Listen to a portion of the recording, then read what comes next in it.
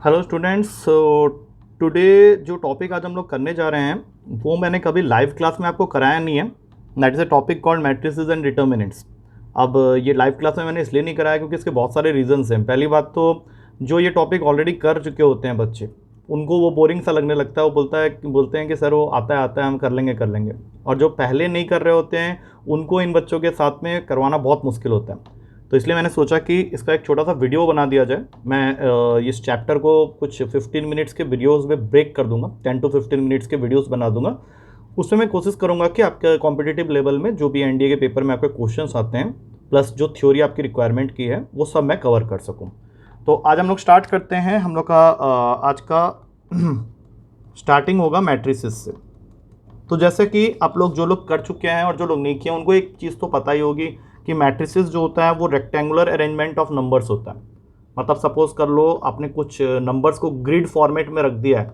जैसे मान लो आपने कुछ ऐसा लिख दिया 1 2 3 4, देन 5 6 7 8, फिर 9 10 11 12 और इसको एक ब्रैकेट पहना दिया ऐसे करके। तो ये भी एक मैट्रिसेस है। अब इसको मैंने इसलिए इस एग्जांपल को लिया है क्योंकि इसमें मैं आपको 2-3 चीज़ें और भी बताऊंगा। सबसे पहले चीज़ तो ये जो चीज़ें आप स्ट्रेट जा रहे हो इनको हम लोग बोलते हैं रोज़। तो आप ये बोल सकते हो कि इस मैट्रिक्स के टोटल 3 रोज़ हैं। और उसी तरह से यहाँ से जो आ रहे हो ऊपर से नीचे की तरफ जो जा रहे हो तो ये आपके बन गए कॉलम्स। तो इसके अंदर में 4 कॉलम्स हैं। तो यहाँ से हमारा डेफिनेशन बनता है ऑर्डर का। तो कोई भी मैट्रिक्स जो होता है उसका ऑर्डर होता है number of rose into number of columns. तो यहां पे आप कह सकते हो कि इस मैट्रिक्स का जो ऑर्डर है वो आपका बन गया 3 into 4 का। हमेशा याद रखना, अगर आप ऑर्डर ऑफ मैट्रिक्स लिख रहे हो तो उसको आप एक फॉर्मूला बना लो कि it is always equals to m into n, जहाँ m क्या है, m is the number of rows and n is the number of columns. और अगर आप ये समझ जाते हो तो ये जो m into n आप करते हो तो m into n आपको हमेशा number of elements of the matrix भी दे देगा। मतलब इस मैट्रिक्स के अंदर में टोटल आपके कितने एलिमेंट्स हैं वो भी आपको पता चल जाएगा इस m into n से। तो ये मैंने आपको बेसिक डेफिनेशन बताया है एक मैट्रिक्स का। अब इस हिसाब से आपको समझना है कि जिस मैट्रिक्स में जितने रोज हैं जितने कॉलम्स हैं तो number of rose into number of columns हमेशा क्या बता देगा, उस मैट्रिक्स का आपको ऑर्डर बता देगा। क्योंकि सबसे पहले आपको यही जानने की जरूरत है कि मैट्रिक्स होता क्या है। अब आप सोचो कि किसी मैट्रिक्स के अंदर में अगर आपका m इक्वल्स टू n हो गया। अब यहाँ पे मैंने m और n किसको लिया हुआ है, m था आपका नंबर ऑफ रोज, n था आपका नंबर ऑफ कॉलम्स। तो अगर m और n आपके इक्वल हो गए तो फिर हम लोग बोलेंगे कि आपका जो मैट्रिक्स है वो एक स्क्वायर मैट्रिक्स है। फॉर एग्जाम्पल अगर आपने लिख दिया 2 3 4 5 और इसको मैंने एक नेमिंग कर दी a, तो आप यहाँ पे क्या देख रहे हो कि आपकी नंबर ऑफ रोज भी 2 हैं और नंबर ऑफ कॉलम्स भी 2 हैं। तो ये क्या बन गया आपका, ये आपका बन गया 2 क्रॉस 2 मैट्रिक्स। तो जब आप देख रहे हो कि आपका रोज और कॉलम्स इक्वल है तो आप इसको ये भी लिख सकते हो, it is a 2 cross 2 square matrix. क्योंकि अभी आपने बोला कि आपके नंबर ऑफ रोज अगर नंबर ऑफ कॉलम्स के इक्वल हैं तो उसको हम लोग स्क्वायर मैट्रिक्स बोलेंगे। तो ये आपका स्क्वायर मैट्रिक्स बन गया। अब इसी तरह से आप सोचो कि आपने एक बना लिया 1 2 3 4 5 6 7 8 9। अब इसके अंदर क्या हो रहा है एक बार देखो जरा, 1 2 3 4 5 6 7 8 9। अब इसमें नंबर ऑफ रोज आपके 3 है, नंबर ऑफ कॉलम्स भी 3 है। तो ये आप सीधा सीधा बोल सकते हो it is 3 into 3 square matrix, है कि नहीं। तो ये आपका मैंने डेफिनेशन क्लियर कर दिया है। अब आप इसमें एक छोटी सी चीज़ और समझो। बस ये तो हो गया, पूरा का पूरा डेफिनेशन आपको मिल गया कि क्या मैट्रिक्स होता है, क्या ऑर्डर होता है, नंबर ऑफ रोज कैसे देखते हैं, नंबर ऑफ कॉलम्स कैसे देखते हैं, स्क्वायर मैट्रिक्स के लिए क्या कंडीशन होता है, नंबर ऑफ एलिमेंट्स के लिए क्या कंडीशन होता है। अब उसी तरह से आप एक चीज़ और समझो कि जब आप किसी मैट्रिक्स की नेमिंग करते हो, फॉर एग्जाम्पल आपको जब भी किसी मैट्रिक्स का नंबर बताना है तो उसको आप लिखोगे AIJ, वेयर AIJ के अंदर में ये इसका मतलब होगा कि element in the intersection of ith row and jth column. याद रखना इस चीज को। अब सपोज करो मेरे पास में एक मैट्रिक्स है, मैं सिंपल सा ले रहा हूँ 1 2 3 4 5 6 7 8 9। सपोज ये मेरा ए मैट्रिक्स है और मुझे किसी ने बोला कि A23 बताओ। तो A23 का मतलब क्या हो गया कि उस एलिमेंट का नाम मुझे बताना है जो सेकेंड रो और थर्ड कॉलम के इंटरसेक्शन में, second row, first second row और थर्ड कॉलम के इंटरसेक्शन में क्या दिख रहा है आपको 6। अच्छा, इसी तरह से मान लो A31 का मतलब क्या हो गया, थर्ड रो और first column, third row first column क्या है आपका 7 है।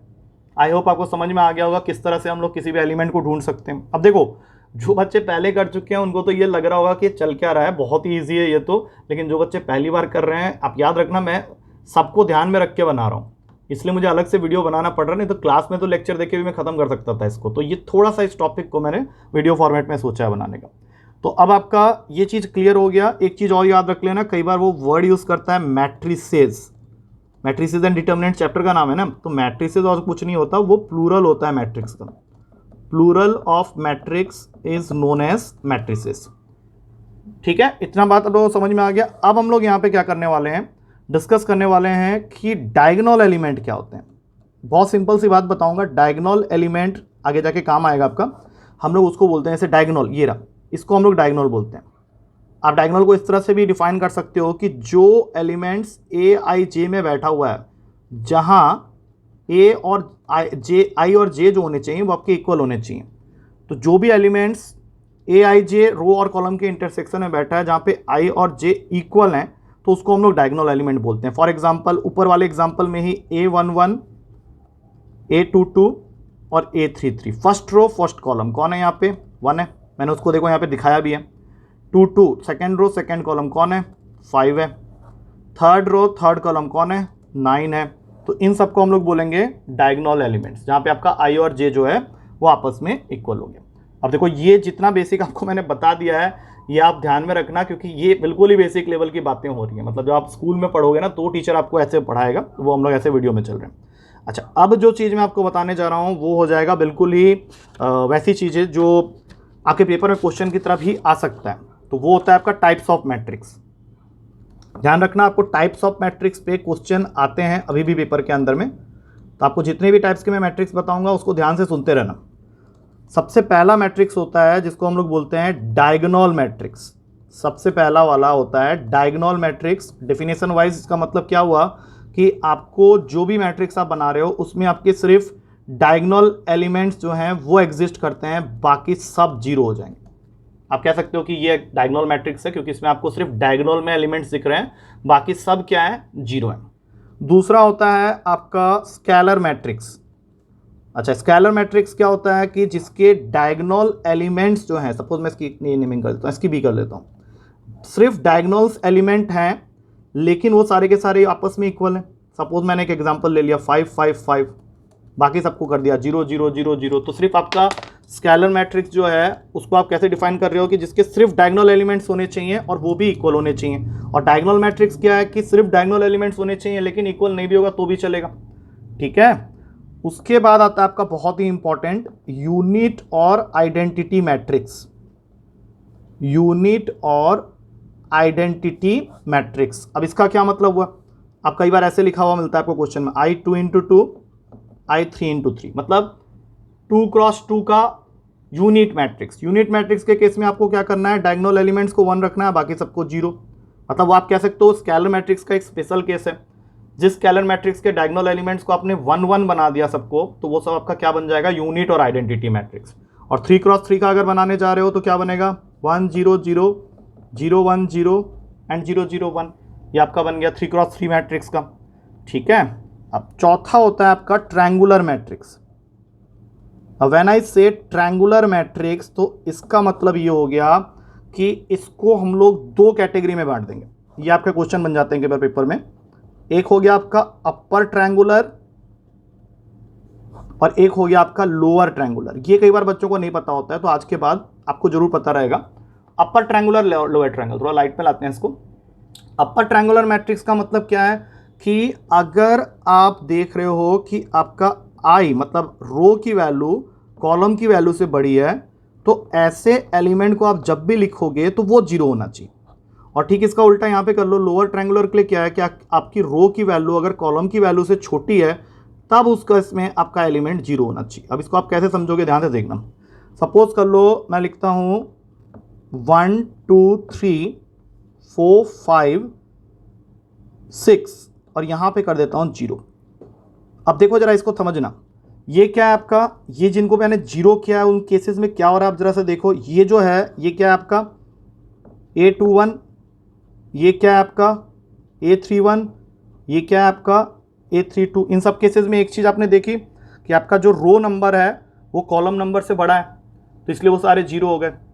आप इसको इस तरह से भी डिफाइन कर सकते हो कि डायगोनल एलिमेंट्स के नीचे जितने भी हैं अपर ट्रायंगुलर में, नीचे डायगोनल एलिमेंट किसको बोलते हो 1 4 6 को, तो इसके नीचे जो भी है वो क्या है आपका 0 है, क्योंकि इन केसेस में आपका रो का वैल्यू जो है कॉलम की वैल्यू से बड़ा हो जाएगा। जबकि लोअर ट्रायंगुलर के केस में क्या होगा, ठीक इसका उल्टा। अब आप क्या करो, 1 लिखो, 2 लिखो, 3 लिखो, 4 लिखो, 5 लिखो, 6 लिखो और यहाँ 0 कर दो। अब इन केसेस में क्या हो रहा होगा, सोचो ये क्यों 0 हो गया, क्योंकि जब इनकी वैल्यूज लिखने जाओगे, जैसे आप इसको लिख रहे हो तो ये क्या है आपका, ये हो गया आपका A12, ये क्या है आपका, ये हो गया A13, ये क्या है आपका, ये हो गया आपका A23। इन सब केसेस में क्या हो रहा है कि आपका जो रो नंबर है वो कॉलम नंबर से छोटा हो गया। देख लो वहाँ पे वो जितने भी हैं। तो आप ये भी इसको डिफाइन कर सकते हो कि प्रिंसिपल डायगोनल जो है आपका, डायगोनल एलिमेंट्स जो है उसके ऊपर वाले अगर आपके 0 हो जाते हैं तो वो सारे के सारे आपके बन जाते हैं lower triangular matrix. I hope आपको यहाँ तक तो क्लियरली समझ में आ गया होगा। और मैंने डिसाइड ये किया था कि 10 से 15 मिनट का वीडियो बनेगा, तो इसके आगे जो बातें हैं वो हम लोग नेक्स्ट वीडियो में कंटिन्यू करेंगे। ये मेरा 12 मिनट का वीडियो बन गया है, तो I will be stopping it here.